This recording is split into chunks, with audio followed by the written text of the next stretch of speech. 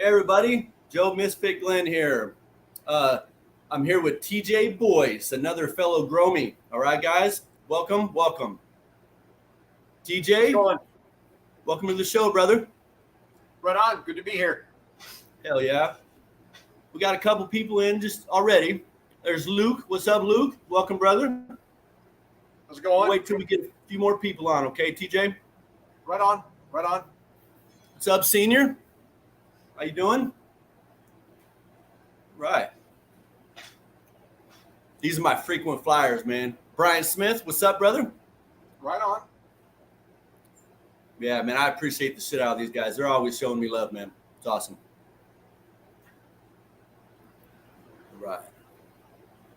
What's up, Cade? Hell yeah. All right, so we got 1, 2, 3, 4 in so far. I will apologize now if my internet goes wonky. Bad time with my internet ever since that lightning strike, man. It's no good. Yeah, we had to get a whole new router, but everything's still weird. All right. There we go, Chris. Welcome. Oh, hell yeah, Senior. Cool, man. That should be a good time, brother. What's up, Adam? Welcome. All right. We're going to go ahead and get started. All right. So, guys, tonight, me and TJ, we're going to be talking about basically the same thing me and Aaron Proctor were talking about, right? We're talking about a little bit of grow experience, the grow times and what we do as individual growers. Hopefully you guys can find the subtle differences or the big differences between how we grow to make your grow work for you. Okay.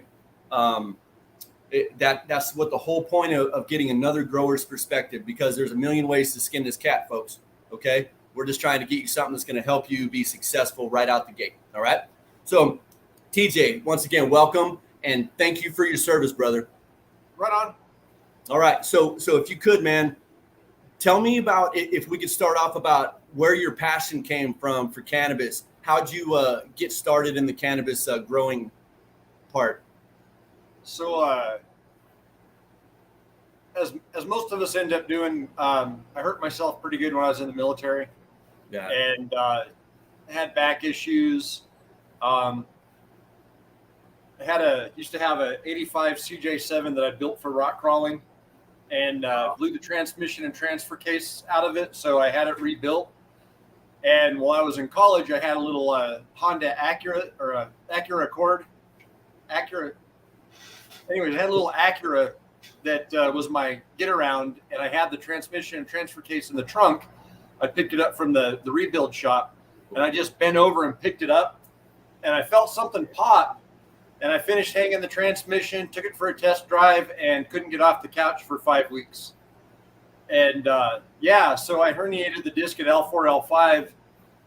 The VA basically at that time, nobody was talking about the opioid crisis or any of that kind of stuff. Right. So this was back in 2002, because I got out in '99. So I've missed all the war on terror stuff. But anyway, I had basically an open script of OxyContin. My doctor told me, don't kill yourself. I know you're in pain, but don't overdo it. She was a family friend, so it was kind of like, kind of a trust thing. And the OxyContin didn't touch the pain.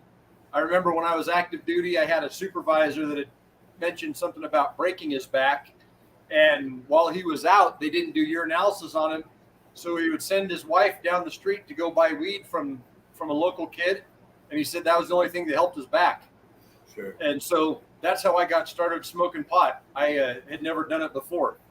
And I did it for about 3 months and quit.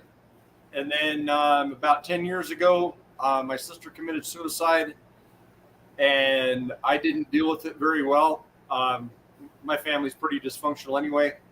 And so it just kind of spiraled. And this was kind of my gateway to keep me alive. And I'll be honest with you, if it hadn't been for smoking pot, I probably wouldn't be here.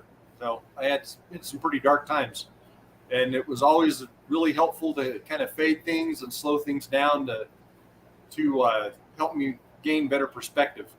Hell yeah. I like reading, and so I started reading about the effects and how to grow it, and had some friends that were into it and picked their brain and kind of applied my educational background. I've got a degree in chemistry, and so I use that to kind of supplement my knowledge, Nice. Science, that's what it is at the end. Exactly right. Well, that's awesome, man. But that's a hell of a story. I'd like to say, man, I'm sorry for your loss with your sister, man. That's a rough one. I hope nobody ever has to go through dealing with the suicide again. But we all know how that works, man. But anyway, so man, I'm glad that you're here, because you were saying that you might not be if it wasn't for cannabis. I'm glad you're here talking with us, man. So let's talk about some cannabis, man, because that's the good. So, okay, so let's get. I want to start at the point where, you know what, man, I know a little bit more about you. I need to ask you a couple things. Let's talk about your resources for learning. All right, talk to me about what you learned, what the kind of guides that you followed to begin with. So, first off, my degree in chemistry, I like I said, I kind of lean on that. So that gives me a basic understanding of things like, why pH is important, why it matters, and, not to overdo, not to underdo, that kind of stuff. Right. I basically, when I started reading and I started wanting to learn more about the effects, there was a really good book called Smoke Signals. It's actually written by a retired cop who's a founding member of law enforcement against prohibition. Mm-hmm. And I highly recommend it. It's really good. It talks a lot about the social aspect. The people that came before us, we are standing on the shoulders of giants. If it wasn't for the rebels who were growing during prohibition, we wouldn't have it still. Right. Plain and simple.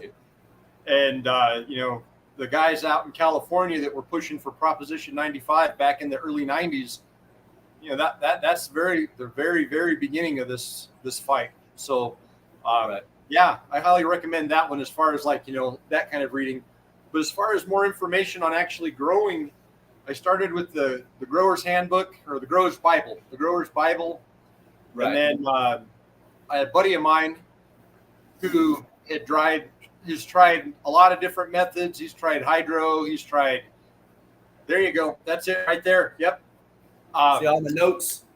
Yep. Pick it up, folks. It's a good one. Yeah, that's a really good book. So this buddy of mine who has grown hydro, he's done soil and nutrients, he's done all this stuff, was in a living soil phase, and suggested reading Teeming with Microbes, and that's where I picked up. And at the time, we lived in a different place, and my wife, we still had kids at the house, and my wife wouldn't let me go. So I applied all that information to a vegetable garden, and had a really awesome vegetable garden. Hell yeah. It works in all aspects, man. It's amazing. Right. Plants are awesome. Plants. Yeah. So I have my ex-father-in-law used to own some industrial property that was vacant, and so he let a buddy and I try growing in his industrial space, and we did the living soil thing in there, and we did that for about 2 years, and it just got to be where it was really expensive. There was some other issues going on that we kind of had to step out of it for a while. And so I kind of stepped away from growing for about 7-8 years, and got back into it this last year, and that brings us up to now. Nice. So I'm all about the living soil. It makes my life super easy. Yeah. I've heard a lot about living soils, and we had been talking about them a lot in the shows. I'm not privy to the knowledge on that yet. I'm learning by these types of books right here. Okay. Matter of fact, I think Chris Cooney just mentioned it. This is Native's go-to book for, he'll tell anybody, go to this book for it has recipes for soils and all that stuff in it. But also you can go with this one. Okay. Right. It's a good book as well. And also you got stuff like this. All right. The color pages in there will tell you what's wrong with your plant in detail. All right. People, eventually I will do one of these kind of shows, but there's a lot to know, and my brain don't work like that. It's why I have a book to refer to. Okay. Right on. But anyway, so guys, once again, let's touch on that. Resources for learning. Don't be afraid to go and pick them up. Go to your bookstore. I'll bet you they have some stuff in there for real cheap. Amazon is real proud of their books, and so that might be a little bit something, for people not I able will say this. The adage about there's no such thing as a dumb question, that's true, but there's a question that you're going to be embarrassed that you asked right 6 months from now. Right. So my advice to prevent that embarrassment is to pick up a book first and read and get a little bit of information and a bit of background first. Because once you get into this and the knowledge just starts flooding and you get comfortable and you're like, oh my God, I can't believe I asked somebody that out loud. So yeah, it happens.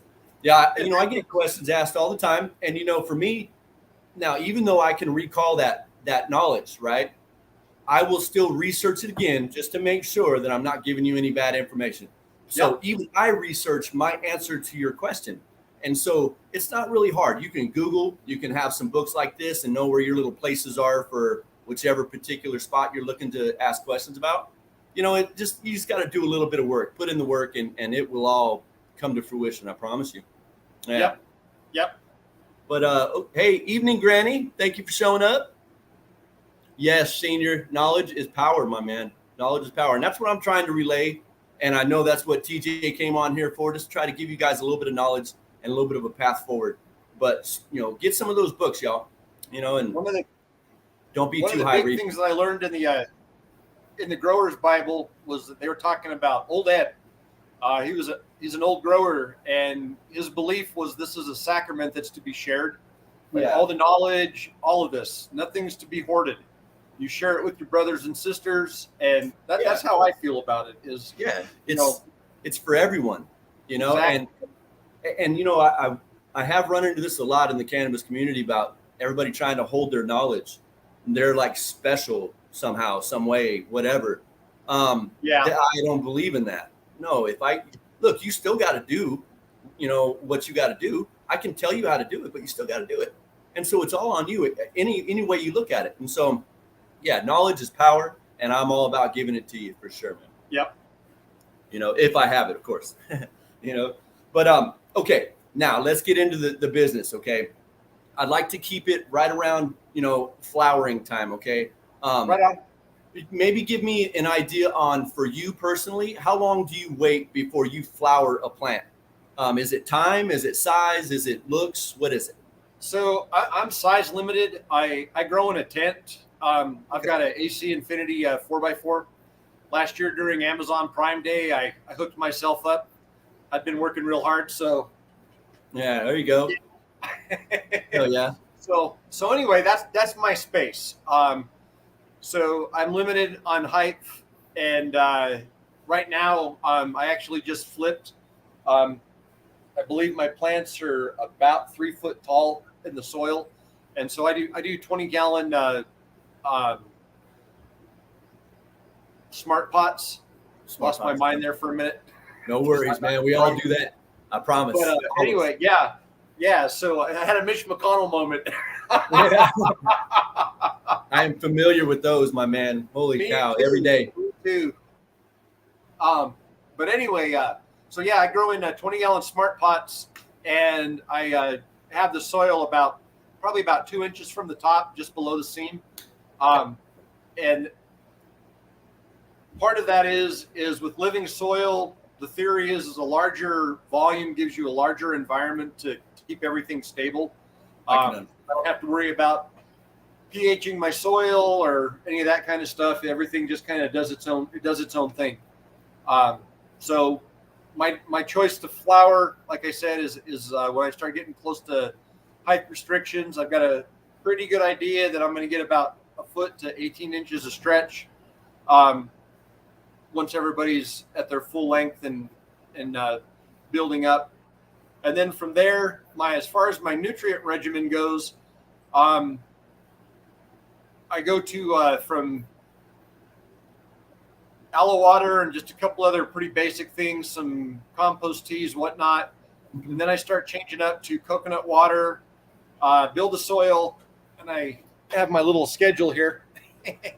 If you look on the Build a Soil webpage, they have the system that they talk about, and they have like basically there's like 3 grow systems that they talk about on here, and it basically sets your schedule up, helps you with your schedule on your nutrients, how much to add, all that kind of stuff. And all their stuff is not that I'm a Build a Soil commercial right now or anything like that, but they have a really simple system. I mean, it's super easy to follow. Yeah. I'm not the sharpest knife in the drawer, and I'm having success. So good deal. Awesome. Right. But and it's called Build a Soil. Is Build that like Soil is the store? You go to their website. They're one of our sponsors as well, I believe. Oh, but anyway, they have their flower regimen is basically horticultural coconut water. So this dry coconut you add to your water. This Build a Bloom, you can't see because the lighting in here is bad. But anyway, they've got a Build a Bloom blend, and it's a 2,5,10 NPK. Okay. So this is kind of your phosphorus source, right? And then I have a Rootwise Biophos that I changed to for flour, and then Build a Soil aminos, and that's kind of your nitrogen boost. Gotcha. Just some soy aminos to give you a little bit of a nitrogen boost when you go into flour. And then other than that, it's watering about every 3 days. And I usually put about a half gallon of RO water at them at a time. I think I did a video a while back about compost teas that I make. And I showed that I aerate my water. I use RO water because our water here is real bad. A lot of sulfur in it and iron. And so I like to pull that out first because I don't want it accumulating in my plants. And then I aerate the water back and I pump air back into it to oxygenate it. So, but got you. And so I wanted to go back to your light real quick, and shout out to AC Infinity, for that light. But I wanted to talk to you about how about your PAR, the intensity of your lighting and what your plants like and what they don't like. For me, I have a PAR meter, and so I just put it out there and it gives me the number, right? And I either turn up my dial or turn it down or adjust my light, whichever. But you have a different method. I'd like to hear that. If you would. Yeah. I'm kind of embarrassed. It's not exactly scientific. It works though. It's your, and that's what, yeah, exactly. So, and that's why we need to hear it, man, because it's working. Right. So seedlings, they can't take the intensity of the light up close. So I usually start out because I'm kind of if a company works for me, I roll with it. So I've got AC Infinity humidity dome as well. So what I usually end up taking it right out of the humidity dome after everybody's got probably a note or two going, and then I'll start them in the 20-gallon pots, and I keep the light about 18 inches or so up, and I'll start out at about 20%. Okay. And I'll keep it there, usually till the plants get probably about a foot tall or so. And then, as they start getting closer, I move the light up, I turn it up. I've had incredible vegetative growth. I think I posted something last week just before I flipped to flower. And I know a couple weeks ago, I posted something. I've got a snow gauge that's 36 inches tall, and I stuck that in one of my pots so you could see the height of the plant, and the plant is 36 inches tall. Okay. And so my light schedule seems to be working pretty good as far as that goes.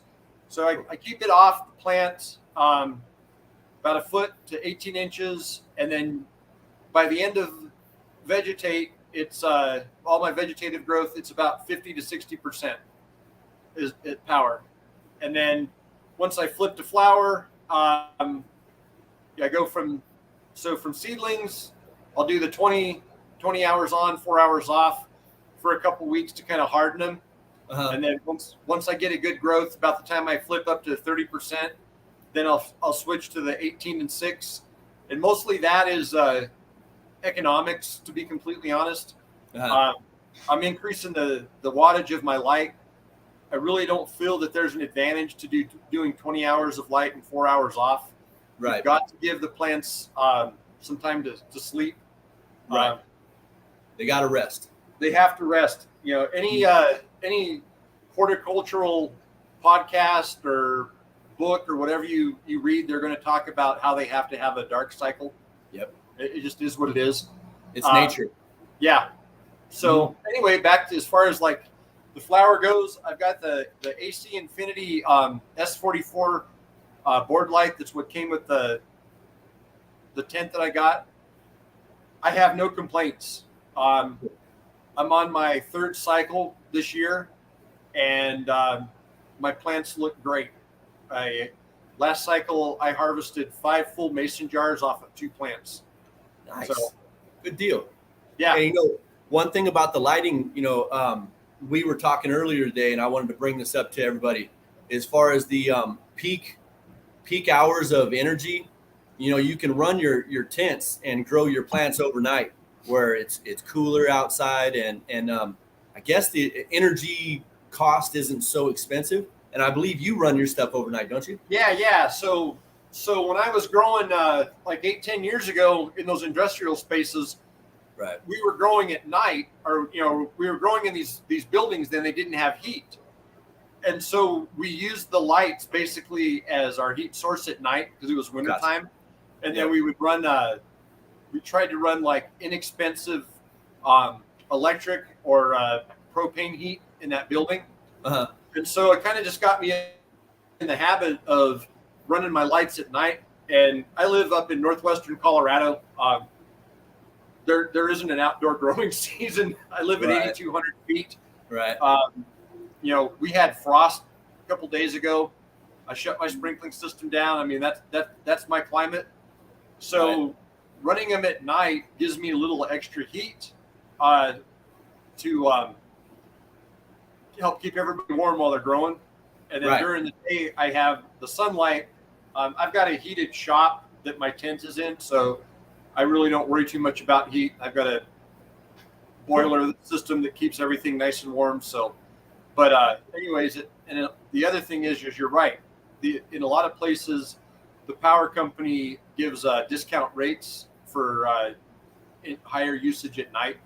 Yeah. So, especially I think like California or Texas, someplace like that in the summertime, where they have a large load on the power grid during the day. Right. So that might be something for folks to think about as well. Sure. And, for me, I mentioned it to you as well. I started to do it overnight just for the energy costs, and the heat. And so I did it for like a year. I think it was about 3 cycles I did it through in that year time. For me, I couldn't keep up because my body didn't want to be up later at night to do the work. And during the day I was bored. And so I went right back to it, but I had to wait through, for the whole cycle to go because I didn't want to switch them up and stress them. But for me, I do it during the day because it gives me something to do all day. And then I crash out at night, Right on. Yeah. I usually end up doing like, my flower cycle usually ends up being like 7P to 7A. It's on. Yeah. And then I'm off 7A to 7P. Yeah. And then, it's not late, it's usually like after dinner, I can come out and do stuff. This cycle, I actually have it set more about like 5:30 in the evening, my time, to 5:30 a.m. ish. Mm-hmm. And that works pretty good for me. So, yeah. Hey, I wanted to say hey to Claude. Hey, welcome, Claude. I didn't get a chance to grab you. And hey, Nikki. And I think, is that Na up there? Yeah, I believe Na's up here. I just wanted to say hey to the folks. Welcome, Na. All right. Yeah, and so I just put that up there. Aaron threw out it's 10 cents cheaper per kilowatt hour. And that does add up. I can see. Absolutely. What's up, Aaron? I have to say I'm pretty impressed with my AC Infinity tent here. I literally have the entire tent running off of one power strip, like plugged into one outlet. Wow, nice. Yeah, so I'm basically running an entire grow tent off a 20 amp Nice. 110. So yeah, Wow, that's good. And that's a pretty large light, isn't it? That's a larger light, right? yeah. It's the S44. Yeah, I think it's either, I think it's a 400-watt light. It's not a very, as far as like power consumption is Right. concerned. I mean, if I had my way and money wasn't a thing, I would build out a 10 by 10 room and just have a room and maybe a tent in the corner for drying or seedlings or whatever. But Gotcha. Okay. yeah, And yeah, well, once my grow shop gets back up and running, that was how I had it. I had my tents that I'm using now for growing. I had one for drying, and I had one for seedlings and clones. And so, and then I had other ones for different little, storage, if you will. But I will get back to that, and I can't wait because I'm going to have many, many plants. It's going to be so fun. my wife is in education and is very straight laced. I'm not quite sure how we've managed to stay married this long, but she's very adamant about me keeping things on the legal side. And so in Colorado, I think it's a maximum 6 plants per adult. And so I was giving her a hard time when I was doing a pheno hunt. I think I had like 12 or 13 seedlings going, and I was like, I'm right on the border. If somebody finds out, it's like, don't you do this to me. So, that's funny.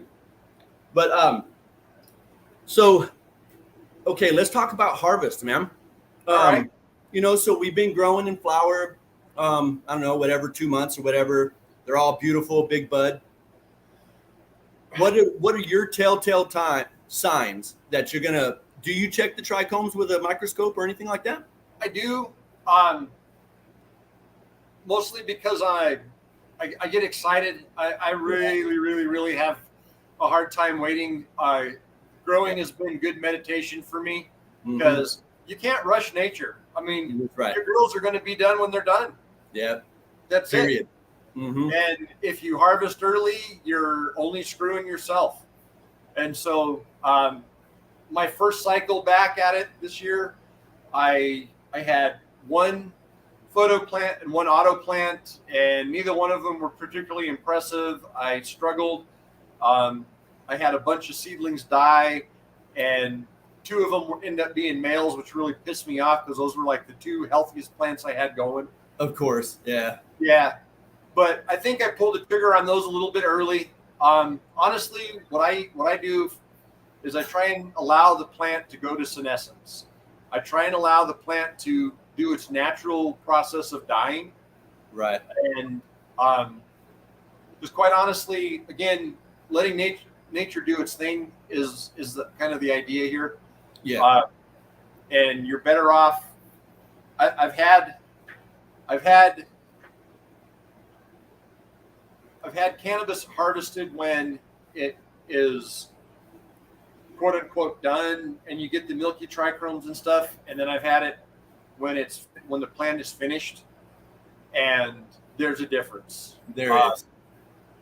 I mean, like literally clones of the same plant. This is an 8-week plant or whatever. Take it to 9.5 weeks and harvest it because everything was milky, and then just let it finish and let the leaves turn brown or whatever color they do their thing, and then then harvest it. And there's a difference as far as flavor and effect and all that stuff. Yeah, it's like maturity. It's like it gets mature enough to be there, Yeah. And so I shoot for a more mature plant. Yeah. So that's kind of my. Go ahead. My way is I let the plant, when they start the leaves start yellowing.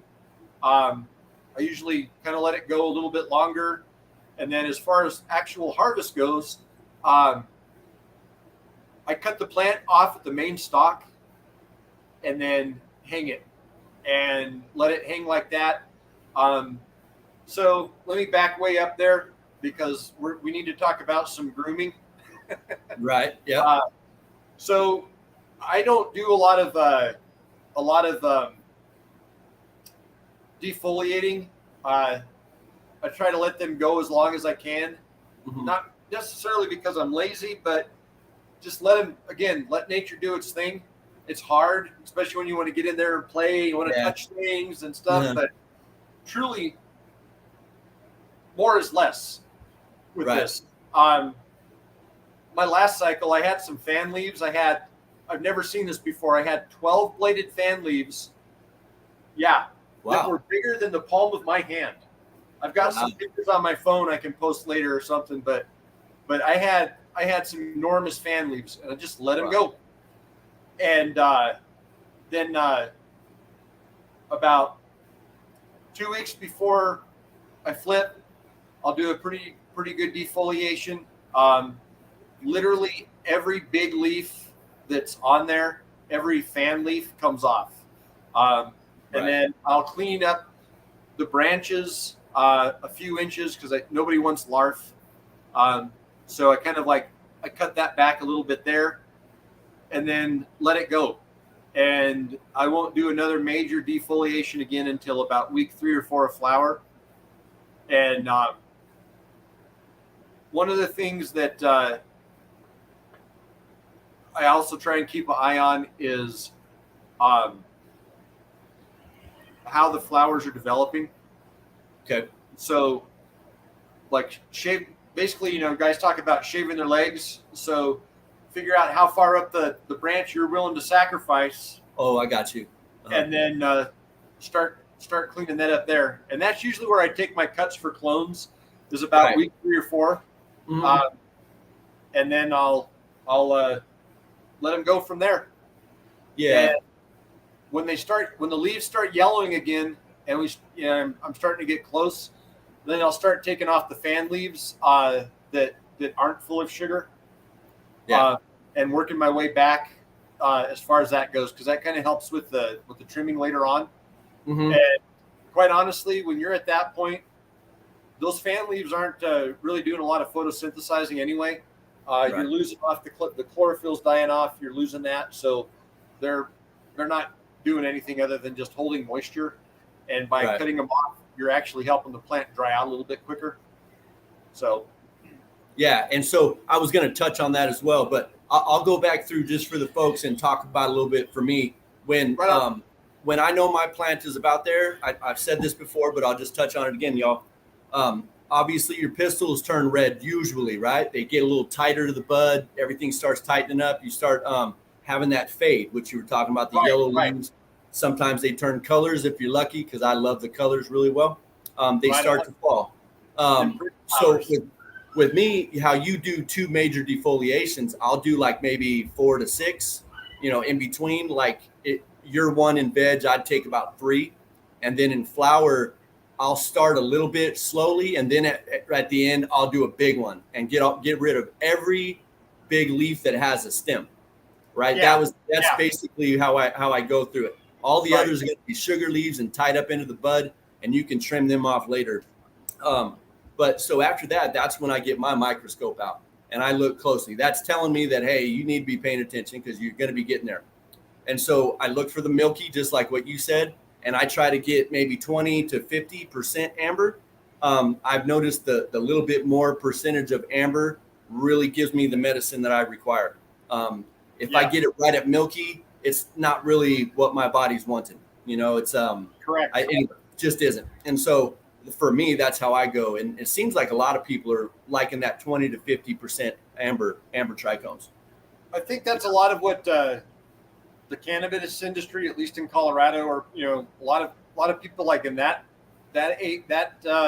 genre of growing have been talking about for years. But I think if you let it go to senescence, like you do, like I'm saying, I'm saying, you end up with a better product. Yeah. And the other thing is I think it cures better when you have it complete that way. So, got you. The other thing I was going to say is I don't know what guys use for their low stress training, but I found these. There's these clips I've been using. I don't know if you can see those very well. Yeah, they're on Amazon. They're kind of a fixed angle. They're pretty good for thicker branches. Right. And I also found these guys. They're adjustable. They're these little 2-piece ones. They're a lot smaller, but you can adjust the angle that you want, so you can flatten it out or sharpen it however you want to do it. Right. And usually uh, in that 3 weeks or so before I flip, when the branches are still pretty small, because like I said, I'm limited by space, so my branches don't typically get real meaty in that early veg stage. Right. That's what I do my LST, and that's what I do for my training. Is those I'll top at about the 5th node, and then let it go from there. Right. So, one thing I wanted to touch on is airflow. What kind of airflow, and is it? Can you give us a scale on how powerful or how light it is? Yeah. So with my AC Infinity tent, and next order I make, I better get a better discount. Yeah, right. Right on. No, anyway, so I set my inline fan up for temperature and humidity parameters, and then my shop is my lung room, and then as far as air circulation goes, I've got 3 of their little 6-inch oscillating fans in there, and I think I have them set to like level 3, and I just leave it at that level.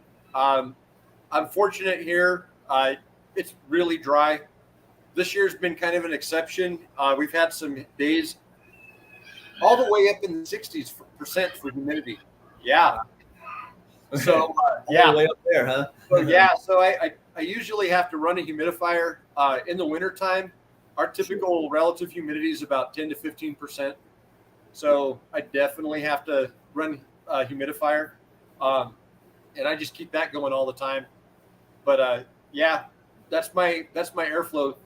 So powdery mildew really isn't an issue. Cool.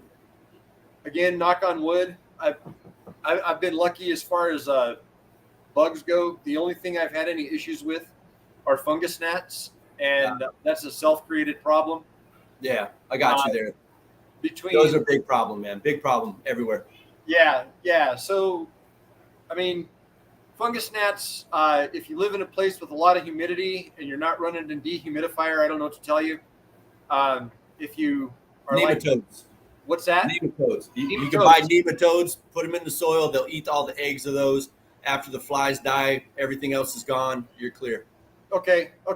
That's right. I'm sorry. Mm-hmm. They work great. Yeah. So, but as far as I don't have to worry about the powdery mildew and then letting things kind of dry out. I did have a run in with some fungus gnats the middle of last run because I got a little overzealous with my watering and had to run some yellow sticky traps. Yeah. So, hey, those things work great though. In a pinch, they work great. They're wonderful. Yeah. And they're inconspicuous. Just kind of sit off on the side and collect. So it's pretty neat.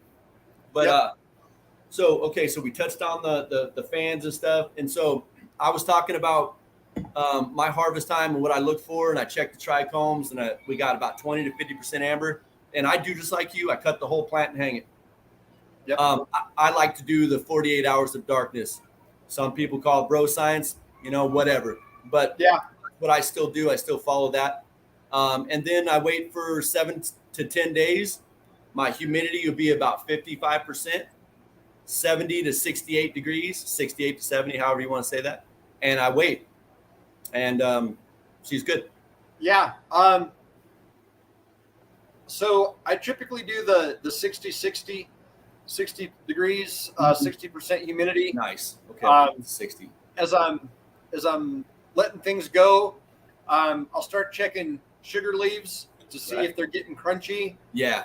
And as soon as they start getting to where they're getting crisp, I'll take that branch. And so basically, I've got the whole plant, and I'll start, working around branches and checking to see. And as branches start drying out, then again, I'm super, super lazy. I always look for the easiest method. And I personally have found that cutting the buds off the stalks directly onto like a trimming tray or something along those lines, and then right into the jar. I don't trim. I don't have buddies who are coming over to judge my jar-worthy buds or any of that bullshit. They get trimmed as I'm smoking them. Exactly. Like here's some Beyond of that, it. Look, this has all the little sugar leaves all curled up. yep. All that is all the trichomes are on there. Here's even a little bit of a larger leaf on here that you could take off the bottom if you, or the top if you wanted, but it's all medicine. So why waste it? Yeah. Nobody's going to judge you here in my house. You know what I mean? Exactly. Yeah. Yep. I mean, some people say that the sugar leaves make it taste bitter or whatever. So be it. The other side of that is some folks like to use their trim for edibles or bubble hash or something like that. Mm-hmm. I mean, that's all good. I do that a lot. Yeah. Yeah. Yeah. But that's usually on large yields. Like this is my Mamma Mia. This is like my absolute medicine. I need this every day. Well, at least I like to say I do. But I need her to be perfect. The other stuff, man, I'll get rid of all the other stuff and make hash out of it and have fun with it. But this is my medicine and it heals me. So it goes all in the jar, every bit of it. Yeah. Yeah. Yeah. If I ever do my build out and have my bigger room and can kick my wife's blood pressure up to 6 full plants all the time, then maybe we'll go from there and I'll have a little bit more to play with. But yeah. I mean, quite honestly, my grow cycle right now would be about the same, even if I was doing bigger plants. It ends up being about 2.5 to 3 months of veg. So I can get 3 harvests a year. Wow. That's good, man. That's actually a really good deal. And do you do a perpetual grow, like where you keep it going? Yeah. So as these guys hit their second month as I end the first month of flower, I'll start dropping seeds. Or if I did, like right now, I've got 2 strains, 2 cultivars that I bought before I joined the group, and then I've got 2 cultivars that I won. Mm-hmm. And I've got Alien Pie and Platinum 99 going right now. Hell yeah. And so I think I'm going to probably let Backpack and Lilac Diesel go. Those were the 2 that I bought. Mm-hmm. They're okay. I've been really, really fortunate with vet codes. I've won a lot of seeds, and I'm really curious to drop some of those and try them out. So yeah, I think my next run is going to be an all vet codes bean run. And so I know I've got the Lemon Breeze that I want to try. I've got a Get Serious Seeds one that I won. It's I think Mad Eye Stomper. Mad Eye. I think I got like a OG cheese or something like that. I don't remember all the growers. I'm sorry. I don't mean to be I'm bad about that too, man. Yeah, but, recall is not for me, man. Mm-hmm. No, a lot of head injuries, man. A lot of concussions. Yeah. I'm with you. I laugh because I have it too, man. Yeah. I take no offense. Trust me. I mean, it's some of us lived life and took chances and did dumb shit or had parents that believed in severe corporal punishment, whatever the case be. That's the life of a Gen Xer, man.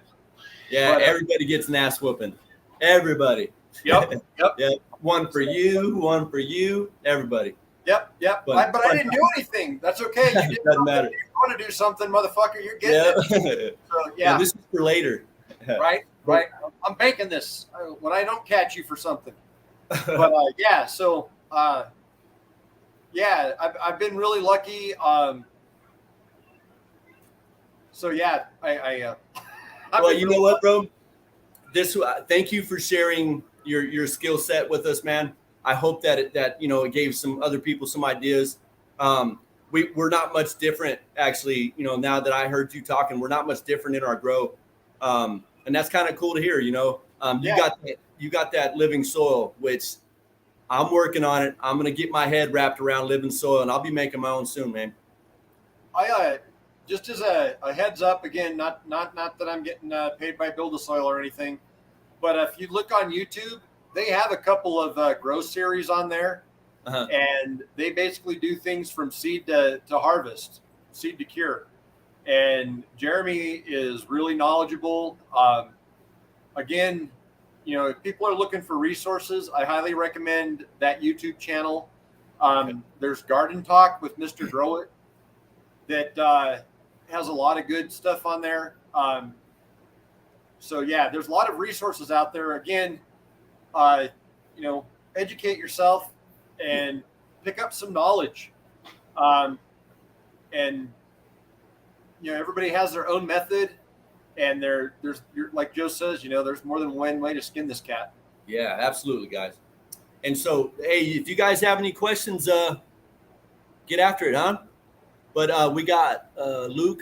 Where was Luke? Yeah, Luke says, "Thank you, TJ. Appreciate your time." Thank you, man. I hope it was informative for somebody. I hope there's more than Luke left. Oh yeah. We got people up in here. They're all listening, and everybody's saying thank you for your knowledge, man. And right on. I appreciate it. But so with that being said, man, once again, thank you for sharing your skill set with us, and I appreciate you. One last shout out. Hey, if anybody ever has any questions or whatever, by all means, message me. I'm not doing anything, so I'd be happy to share. I'll point you in some more directions. And even for guys who don't like to read, I am horribly, horribly dyslexic. So everything is better for me to process auditorially. So audiobooks. That's how I do my learning nowadays is audiobooks. Hell yeah. It literally took me about 3 months to read the Grower's Bible because I struggle with reading that badly. Yeah. So it was a labor of love. I was determined I was going to get through that motherfucker. So, yeah. That's what's up, man. All right. Yep. Well, hey guys, don't forget there is a mega tent waffle that is now open. All right, this is a new big tent. I don't know much about it yet. This is new, folks. Go check it out. It doesn't end till like October 3rd, but go get your spot, man. I have a feeling this is going to be a good one. And let's see, I guess David will be going on tomorrow. Be sure to tune in, y'all. And I think that's about it, unless you got anything else to add, TJ. I'm good, man. Right on. Right. Thanks for listening, guys. All right, man. Hey, y'all, have a beautiful night. Let me see if I can get us out of here peacefully. All right, y'all. Happy growing.